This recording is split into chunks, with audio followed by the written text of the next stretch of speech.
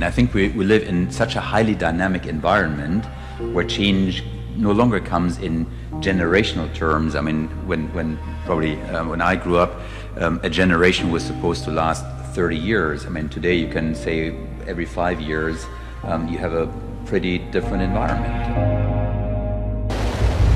The message from North Korea was stark. But their missile program and technology keeps moving forward. When you add to it the other geopolitical tensions out there, what's going on in North Korea, what the Chinese are doing in the South China Sea, it's really trending pretty significantly in the wrong direction. Things cross borders with in tremendous speed, in tremendous volume, and the question is, how is the world going to contend with it? How is the world going to deal with various threats to either peace between countries or stability within them? Especially in the last 40 years, urbanization has been on such an unprecedented scale that scholars are now talking about planetary urbanism or ecological urbanism.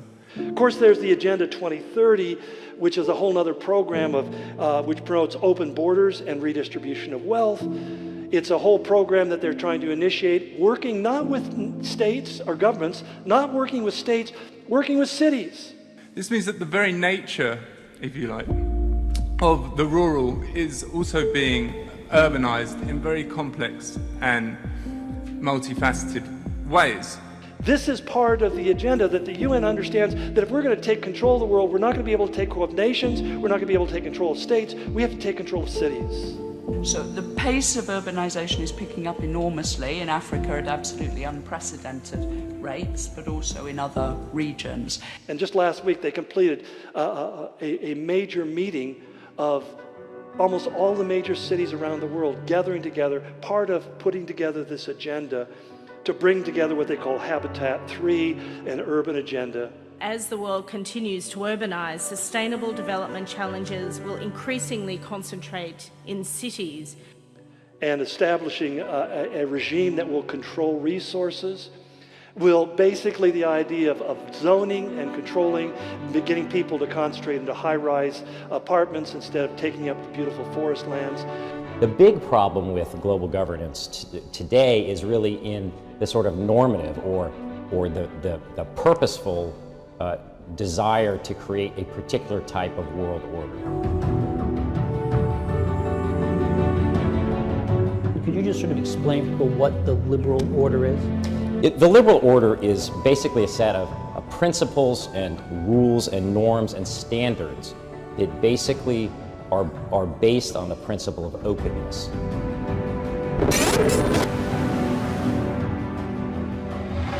The agreement to live under a certain set of rules everyone abides by. But when you were in the White House with George H.W. Bush in the first Gulf War, he talked about a new world order, a phrase that sounds infelicitous now. George Herbert Bush, the first George Bush president, made this statement. He says, we have before us the opportunity to forge for ourselves and for future generations a new world order.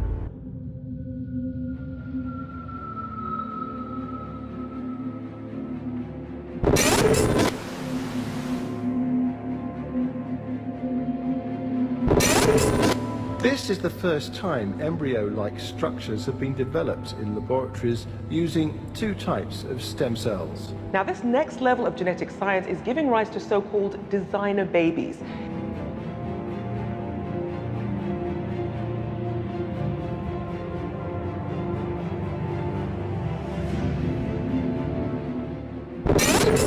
Scaffold, they were able to grow a structure capable of assembling itself into an artificial embryo.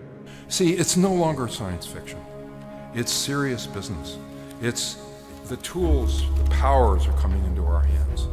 Artificial embryos may sound like a plot in a sci-fi novel.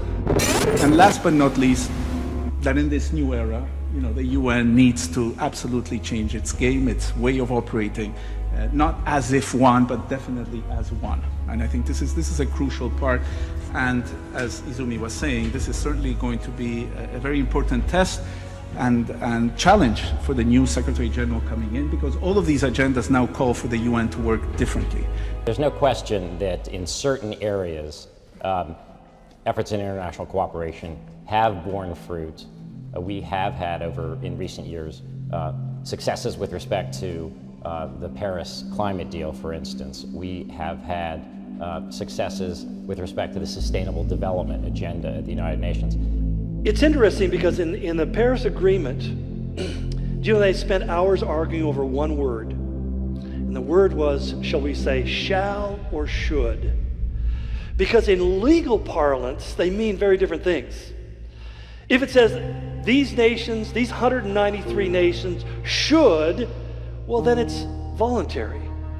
If they say they shall, then it's a legal agreement. Well, John Kerry and Barack Obama knew that they couldn't, if they put shall there, they'd have to bring it to Congress. Congress would have to ratify it because shall means it's a treaty, and Congress has to approve all treaties. So what they did is they changed it and they put should on the opening statement. But every other single item in that agreement uses the word shall. So it's a hidden language of treaty. Iran has gone ahead and successfully test-fired a sophisticated Russian-made air defense system.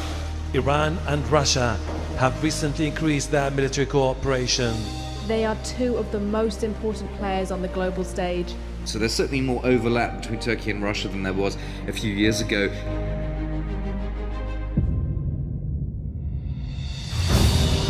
What does this mean for the future of the Middle East and especially Israel? The headline around violence is that on current trends it will be a more violent world in 2030. Now, the number of cases of human bird flu infection is rising rapidly in China. And they're reporting a sudden increase in the number of human cases that exceeds previous flu seasons.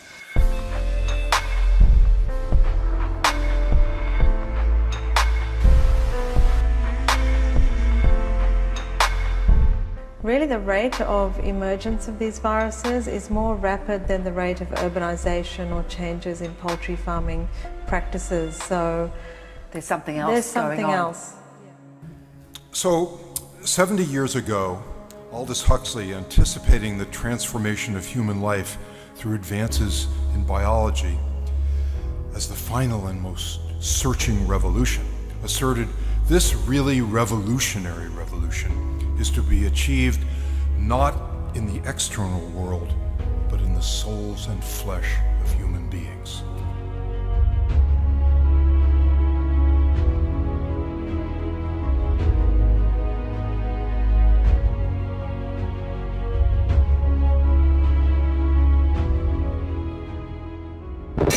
This holds great promise for advances in agriculture and animal studies and basic biomedical research and therapy, but opens fundamental questions about our role within the natural order and the use of these technologies in shaping the human future.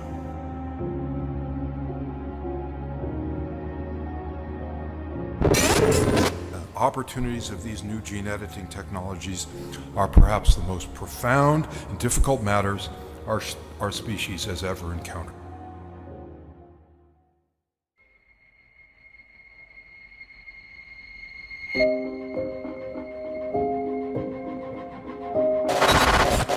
Together with advances in cytology, systems biology, bioengineering, and the great advances in computer sciences that are making all this kind of stuff possible, these together open unprecedented powers for exploring and constructively deploying the fundamental forces of living nature in the service of human life, in the service of the good of the planet.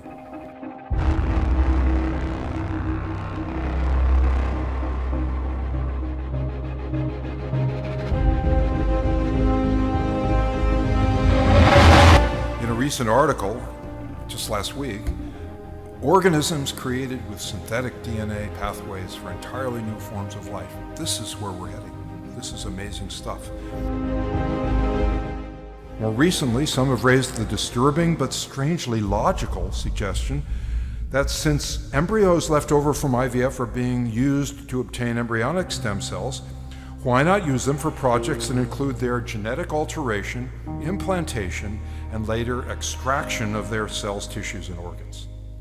This is just an extension of the argument that says they were going to die anyway, so why not gain something good from their life? Well, it's a strange moment in human civilization. There is wide recognition that our new gene editing tools are a threshold technology, an opportunity for us to re-envision and reorder our place and purpose within the natural world. The issues involved go beyond biology. It's exciting stuff when you begin to realize that we are reading tomorrow's headlines today. And it assures us in our hearts that God, you are controlling the flow of history. It's not just something that is coming because of happenstance or circumstance. God, you are directing the world towards a point of destiny.